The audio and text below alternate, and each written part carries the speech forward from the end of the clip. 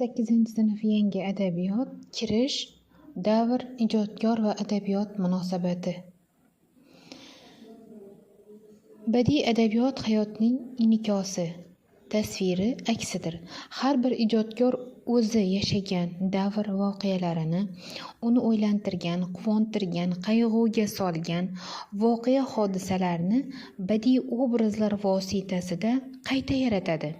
Masalan, siz 7-sinf adabiyot darsligida mutolaa qilgan Anton Chexovning Xameleon hikoyasidagi Ochumelov, uning yordamchisi, boshqalarga mo'ltirab qarab turgan it, bularning hammasi obrazlardir.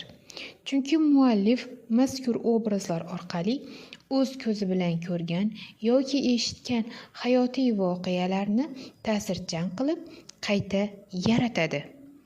Ijodkor asarida uning orzu-intilishlari, ideallari, armonlari, uzoq asrlardan beri yashab kelayotgan milliy qadriyatlar akslanadi.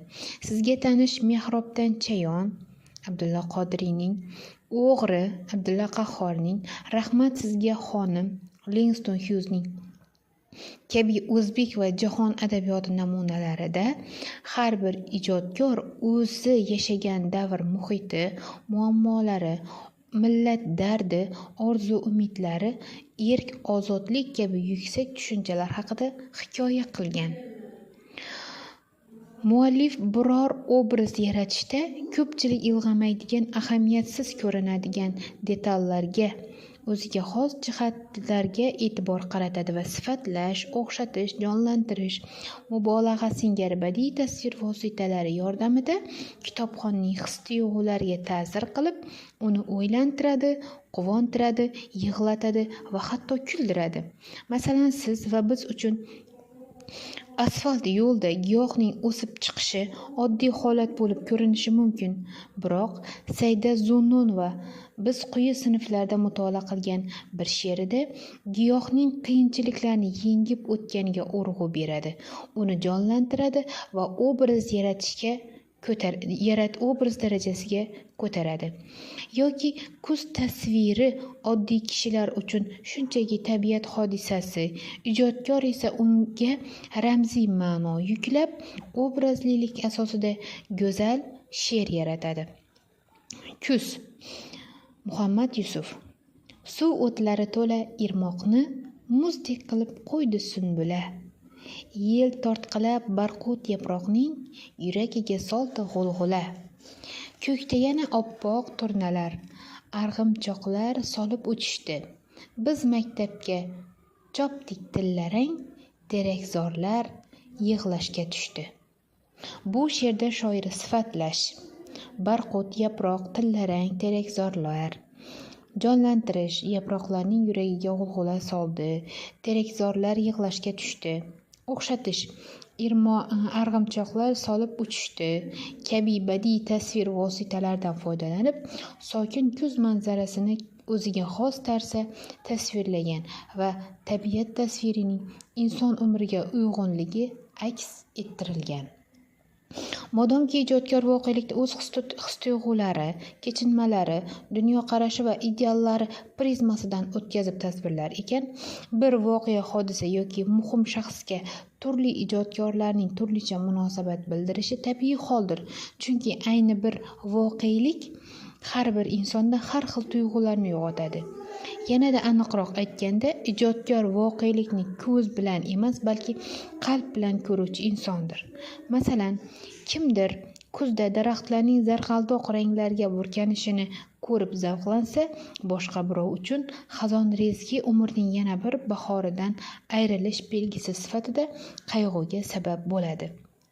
1960-yillarda fan va texnologiya jadal sur'atlarda rivojlandi. Ayniqsa kosmik tadqiqotlar hamda kompyuter texnologiyalari sohalarida katta o'sish ro'y berdi. Bu davrda sovet kosmonavti Yuriy Gagarin insoniyat tarixida birinchi bo'lib koinotga parvoz qilgan bo'lsa, amerikalik astronavt Nil Armstrong Oyga qadam qo'ygan ilk inson sifatida tarixga kirdi. Ushbu ulkan tarixiy voqealar ikki o'zbek ijodkori tomonidan turlicha mazmunda badiiy ifoda etilgan. Asrimiz odami. Mening ko'z o'ngimda jonlanar tarix. G'amlardan to'qilgan shu ko'hna olam, asrlar birma-bir o'tar va axir yuksalar qarshimda eng baxtli odam. Yuksalar u shu dam chopar, urinar, talpinar qaygadir bilmasdan tinim, baxtining yonida g'amini ko'rar, g'ami ko'rinadi baxtiga uning. U nima istaydi, shonu shavkatmi, yulduzlardan baland, kunduzdan purziyo? U nima istaydi, tengsiz qudratmi, oyog'i ostida yotsinmi dunyo? U nima istaydi, balki istagi uning tegrasida aylansin olam. O do'stim, savolning yo'qdir keragi, u istaydi buning hammasini ham. Odamlar o'tdilar bir vaqt bir zamon, o'tdilar eng oddiy baxtdan ham yiroq.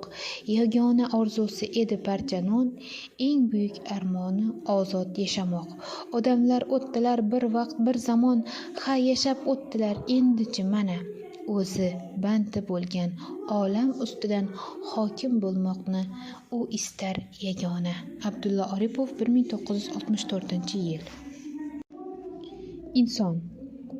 Sobit u sayyorada, inson o'zing. Mulki olam ichra bir xoqon o'zing, sulton o'zing. Sobit o'z ma'vosida, sayyor fazo dunyosida, koinot sahrosida, karvon o'zing, sarbon o'zing. Shams dil taftingdadur, sayyoralar kaftingdadur, keng jahon zabtingdadur, bog'bon o'zing, posbon o'zing.